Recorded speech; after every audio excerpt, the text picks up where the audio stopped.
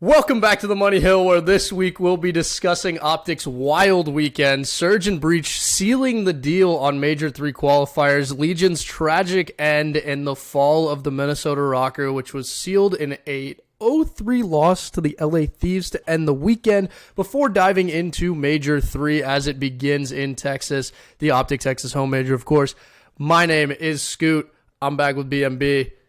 How are we doing today, brother? So good to be back. I was talking with, our beloved Nikki yesterday doing LEC or LCS prep. I miss being here. This is like my favorite time of the week. This is sitting here across from you, watching you squirm as it relates to OpTic. Watching me squirm? Yeah, watching you squirm. I'm not squirming right now, brother. I'm chilling. I think you got to bring the glasses back. I think that it's so fun watching this league right now. It's a bit of a crapshoot. Any given game can go any given way. But look, every team is kind of right where we think they should be. I don't know. I don't know where you want to start. Oh, I want to start with OpTic. I think it's worth diving into. I mean, let's dive into it. They start off 0-3 against New York Subliners, which I think this is an exact repeat of last weekend as well. Crushed me. Absolutely crushed me. Yeah, I mean, you had your money on the games, whatever. But they started off with an 0-3 loss to Toronto Ultra the weekend before, bounced back with a 3-0 winning over Røkkr. The Røkkr win, not super impressive considering current standing. Yeah. However, New York Subliners series was pretty razor thin across the board outside of map 1 hardpoint. And they carried it over into FaZe. And honestly, they looked a lot better fundamentally. I think they have a little bit more respect for the team as a whole on the map, and I also think the submachine gun in Shotzzy specifically matches up really well against Simp and aBeZy, and Dashy is able to gun. Well, they know each other. Yeah, I mean they kind of know each other, right? They're kind of they've played against each other for a while. Yeah, of course. Here's my question. Here's my question for you. Okay, all right, I'll answer this, but it's gonna be some garbage.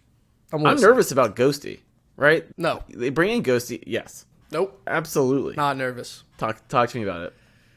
I think Censor, and not to reference the guy too much, but he had a good take on this, which is that Ghosty came from challengers posting 1.3s in LAN tournaments. Yep. And now he's sacrificing KD to really facilitate the team and unlock the other players on OpTic.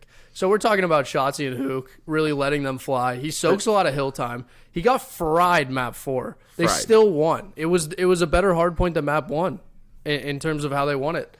They looked better across the map. I think the first 3 minutes of map 1 are like an OpTic masterclass on what they're capable of. However, I think overall the win in map 4 is more significant.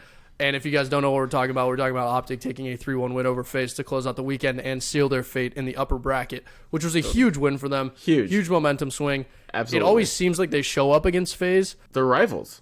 Like that. Those two teams are, I mean, look, I think there's kind of like 3 rivals, right, that are always kind of battling for prestige, fandom, and just overall quality. You're going to have FaZe, OpTic, and I'll put Thieves in there, even though I despise them to a big degree.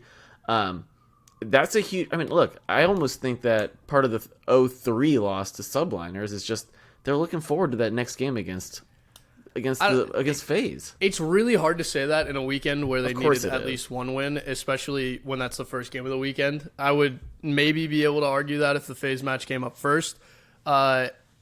I don't know if I entirely agree with that. I just think they looked really good. Like I'm not even really that pressed about the Subliners loss. I think there were points where like things could obviously be a lot cleaner. Yeah. But Subliners was able to take advantage of that. Did a good job. Got their 3-0. Got out. But then they lost to Surge right after 0-3, which was interesting to see. But I do want to talk about Surge, of course. I mean, they had a great qualifiers. They bounced back. They won some S&Ds. Accuracy looks a lot more comfortable on the map overall. Yep. They closed it out with a 3-0 win over Subliners, sealing in 4-1 in the qualifiers. Like, they looked insane. If anybody I'm going to highlight, I posted this on Reddit too, but like, I think Pred was amazing. The best player of this stage, like across the board. 100% agreed. I think there's only a couple of other names that you can throw out there, one of them being Kleenex, aBeZy probably as well. He dropped 41 in that loss to OpTic on map 1. He was trying to get over the finish line. Hydra also had an insane stage. But I mean, Pred was just a menace this entire stage. He did he did exactly what he needed to do. The other thing here that's a little bit scary for all the other teams in the CDL, they do show up on LAN. Well, I was about to... Yeah, I mean, we've seen them win. I think, did they win? No, Subliners. Major 3 last year, they won. I think they were in the final this year against Subliners, right? In the preseason tournament that they are now calling Major 1. Maybe. No. They were definitely pretty good. I'm not sure I remember well enough to speak on it, but... I mean, look, I'm not going to get too crazy. Look, I mean, great 3-0 against Subliners. Their previous match before that was a 3-1 against Ravens. Not that impressive. A 3-1 against Mutineers. Again, not going to get too crazy. They lost to the LA Thieves, and then they beat Minnesota. So, like, I don't know. I don't want to get like too crazy about this Subliners team right now. I think that this is a team that's Surge. Sorry. Yeah, you're good. This Surge team, it might be a bit of smoke and mirrors, right? I like it, but look, to me, this is just a resounding, emphatic. I love watching Pred in this way, right? Pred showed why OpTic was so heavily trying to get him, and you love that, and the fact that him and the team have gelled since that. You know, they had a little bit of a down period. Now they're back. But I do not think, I'm saying it right now, I do not think they will win this major. I don't know. This team on their day can compete with anyone in respawns just across the board. I think the S&D was the big piece of the puzzle that they needed to figure out. Yep. And they did a good job of that. They've had a really good stage in S&D so far. Overall, too, like when they're all firing on LAN, this team's pretty difficult to stop. That's kind of it depends on if the train gets going. That's what I really look at when I see them in the upper bracket to start this major. Yeah. Little bit of depression to add to the weekend with, Legion start off the weekend 3-2 win over Røkkr. They are in control of their fate in the upper bracket, and they fall to LAG 3-1, and then it was all on the OpTic series against FaZe, which of course OpTic pulled out the win there and sent them back to lower bracket. I thought we were going to get it for the first time ever. I thought we were going to get Las Vegas Legion in the upper bracket. It didn't happen. You have any thoughts on that? It's just... really tough weekend as a CDL fan. Yeah, it's heartbreak, right? I mean, I think I have, and we've spoken about this, right? Like, this Legion team is like kind of decent, right? They are in every match. Clayster has been, look, I've shit on the guy in the past. He has been pretty good, right? Like he's actually having a really good year. He's having a really good year, and you love to see that. You got to get like Too Real has kind of been disappointing. But this is to me so they're going to be in the bottom bracket. We were hoping for a top bracket. Things are going to fall. I think you're going to see them in the upper bracket this year. This feels like the year that this curse gets broken. You got to always have a little bit of misery before it's pure joy. A little bit of pain before the joy. You think they're going to win one? Yeah. You think they're going to win it all one time this year? No. Come on, we've seen crazier things. We saw LAG win a major last year. That was the craziest shit I've ever seen so far in CDL. Look, this Legion team is not winning anything. But all right, well, I mean, listen, I can't wait for you to eat your words when they win Major 4 and then send themselves to champs and maybe win it all. Who knows? Could be the craziest run in esports history. Besides DRX last year, of course, at League Worlds if you're following that. Or Cloud9 Major. Yeah, I mean, the 2018 Boston Major, is that what you're talking about? When FaZe blew a lead in the final map? I don't know. Just as a North America fan, it means a lot to me or something. No, I think that's a good point as well. But the other, kind of sad thing here is to see Minnesota Røkkr fall at the wayside like they did this entire qualifier. 0-5 for them. Really, really rough coming off of and not even the major close. that they had. At not times they even looked close. somewhat competitive, but they were against Legion in certain maps. I don't even know what to say. I mean, it just looks like lost steam in the SMGs, and the team was just across the board not very good. Their S&D was really bad. 3-0 to Surge, 3-0 to OpTic, 3-0 to LA Thieves, and barely pulled out a 3-2 against fucking Legion. Like, this team sucks. They're not good. I mean, that's the thing, though. They don't suck. They, clearly don't suck. They're going to be better on LAN. They'll be better on LAN. The problem is S&D. S&D is a really important game mode to, if you're not playing well in a series, if your respawns aren't going well, it becomes extremely important. I heard it wins championships. does win championships. We said that on the first episode ever, I think. But it is like a placeholder. Like if your S&D is good, you can really bail yourselves out of situations. The pacing's different. Like you're not playing respawn. You have a chance to really rebound and set the pace at like a 1-1 instead of a 2-0, instead of being 2-0 down. And I think that's really important. I think their S&D is not very good right now, and I do think they'll be better on LAN as well. They're pretty much a dark horse for me this major. If any team from the lower bracket can win, I think it's them. Look, my biggest takeaway on all of this is why if you're Toronto Ultra, this is why you got rid of Cammy and Bance. Yeah, final thing we got to talk about is the Toronto Ultra, though. I know. And a 3-2 loss to Ravens. Don't get too excited. Don't get too excited. That's what I'll say. This one goes. I'm going to send this over your way. I mean, am I worried? Are we worried? Like we're not worried. This is what they call in professional sports a scheduling loss. They had one game. They were 3-1. They could have gone up 4-1. They have a great first hard point, and I think the bigger point in all of this, I am talking about struggles with S&D. That has been the story of this Ultra team, and like that is majorly concerning because you're not going to win any major without a strong S&D. Totally. They got smoked map 5. Not even close. But also to lose, you hate to see like a 6-4 right in map 2. You just hate that. I think that is also like indicative of not clutching up. You need to get that win. Look, I think this Ravens team is talking about sneaky competitive, like a dark horse.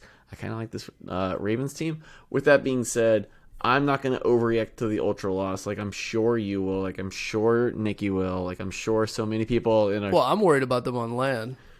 Well, I mean... We can get to that. That's a story as old as time, right? I don't know, man. They've been decent on LAN before, but now you add in Hixie, doesn't have that experience on the main stage against some of those guys. You start to call into question if it's going to be there or not, and if he's going to be able to perform as well as he has to a point. Plus, you add in the fact that, like, what happened last major. Well, what I was going to go with, having a first matchup against Subliners also, who have been fucking awesome this year on LAN, that is not how you want to have to start out this major.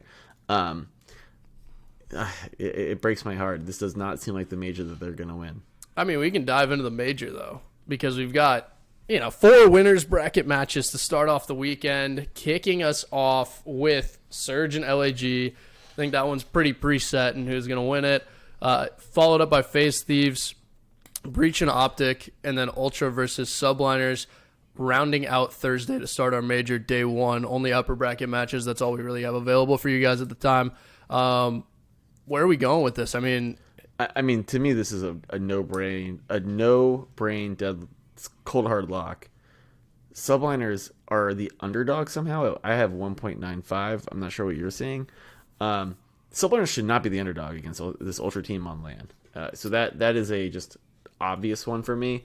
The other 3 seem pretty straightforward. Like the only one that I am tempted to wager on is this Boston Breach team over your beloved OpTic Texas, but we all know this Boston Breach team is a bit fraudulent when it comes to LAN. So like that's not going to be something I'm going to be wagering on. Boston Breach versus OpTic Texas is a really interesting match because both these teams can absolutely roll over a team if they get hot. Like if everybody on the team's firing, it could go either way.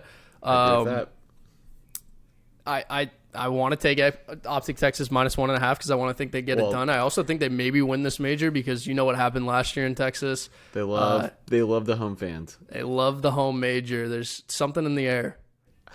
Do we know? Is Scump going to be there? Like, is he going to be hosting a watch party at the actual tournament? Yeah, he will be. Yeah. That'll be pretty sick as well. Yeah. Really, really good for content.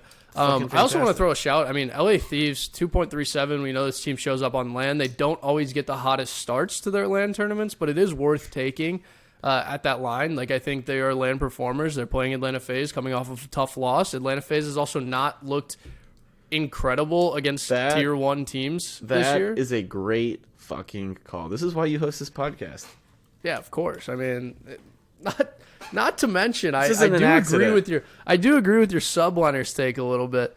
I think there's pretty good value there, but absolutely, it's like I don't know how I feel about Ultra coming in this major. Like the Ravens loss is concerning to say the least. There's a lot of question marks for me on this Ultra roster. I completely agree. I mean, before that loss, they were playing pretty well, right? I think they're playing really well.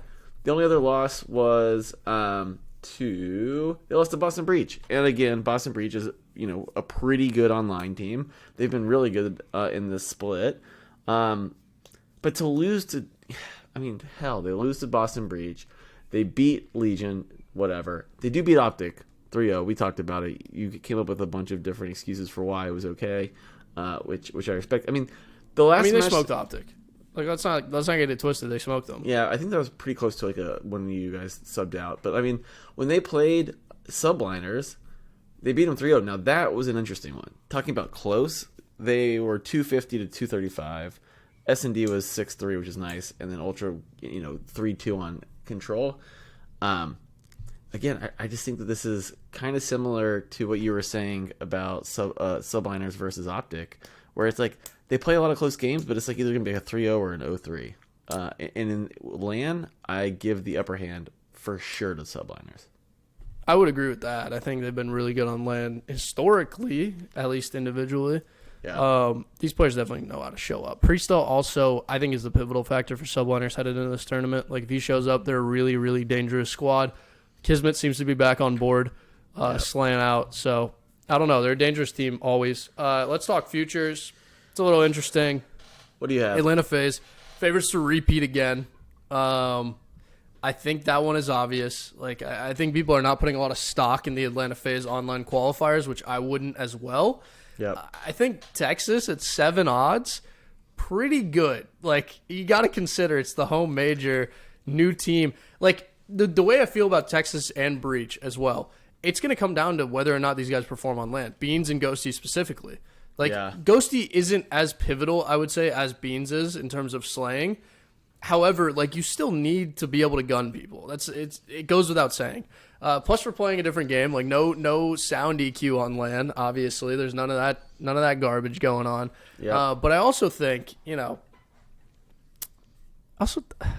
don't hate the Subliners odds to win this at 6-5. I also don't hate the FaZe odds to repeat. Like, I was gonna say, well, what would you say the FaZe odds are? 3.25. And what do we think about Thieves knowing their propensity for LAN? That's 6-0. I don't hate that either. I mean, listen, there's a lot of good value here in terms of futures. Sorry, because I'm not seeing it. What is the Seattle Surge? 5. It's almost like it's. I think that one's priced pretty well, I would say. So it's hard to say. Are they the second favorite after FaZe? No, Ultra is at 4.5. That's egregious. Don't bet that. Well, I mean, yeah, I would agree. Surge have the thing about Surge is that they have a pretty easy match to get going in terms of like Guerrilla, and then you're limited to either FaZe or Thieves, right? So that's helpful. Well, I don't know if that's helpful. Well, it is because you don't have to play both of them. That's immediately. True. Yeah. So somebody ends up out of the bracket, sure. Correct. And so therefore, like, you're gonna have to play a good team to get to the final, of course. So you get like a decent matchup there, whether it be FaZe or Thieves. And this is a team that has performed on LAN. I kind of like Surge, but I can see why they're, even if they lose to FaZe or Thieves immediately, they can do a lower bracket run. Absolutely. None of the teams on the bottom get me that excited. I mean, you're going to tell me I'm nuts here, but ROKKR at 67 is not a bad shout. That is a bad shout. It's not a bad shout. That is a bad shout. This team can get hot. They can get hot fast. And they get in your ass. Look, they can win a game or two. I'm not going to question that. But they will not win. If they get rolling, 1, 2, 3, 4, 5, 6. They have to win 6 matches in a row. You're forgetting this. The core of this roster, Attach, is part of one of the craziest meltdowns in the CDL history. I know you remember it. I remember that. Well, I remember that too well. Purple battle. Yeah. Little purple action. Purple on purple violence. Attach always gets a slice of the pie. This will not be the pie that he'll be getting a slice of. He didn't get one last year, to be fair. So the trend did not keep up. Will not be a Texas pie. All right. Well, then it's going to have to be a major 4 pie with no crowd. RIP as well. Yeah. That sounds logical. Yeah, heartbreaking. Any final takeaways headed into this major? Who's winning it? Just outright. Love to hear it. I've kind of talked myself into the Seattle Surge. Okay, well, you said they weren't going to win it at the beginning, so now We've really come all the way full circle here. That's what happens. We start talking, we start vibing, and all of a sudden I'm thinking, and all of a sudden you're a Surge fan. I don't hate that take. All of a sudden I believe in Pred more than I did when I started. I mean, I got the green light in the background. Yep. I'm a part of the green wall, of course. I'm taking OpTic Texas here all day. You gotta know how to speak. Yeah, maybe I'll take a freaking English class as well. 7.0 odds, love it. I think they're gonna take home the home major. Ghosty shows up for the boys. Everyone's bought in, and then they kind of let us down major 4. Subliners game 1 lock. All right, can't disagree with you there. With that being said, thank you for listening to another episode of the Money Hill. Check out our sister podcast on League of Legends called The Gold Advantage, and join our Discord. It's down in the description below. Shout out Robert LT. He actually modeled out nearly perfectly 2 huge upsets last weekend, which was, I think it was Surge beating Subliners after they 3-0'd OpTic, followed by OpTic beating FaZe. And he's really good at what he does. We got some smart people in the Discord as well. And follow us on Twitter. It's at Bo3 Network. If you enjoyed the video, hit the subscribe button, hit the like button, show some love, and we'll catch you next time. Peace out. Toodaloo.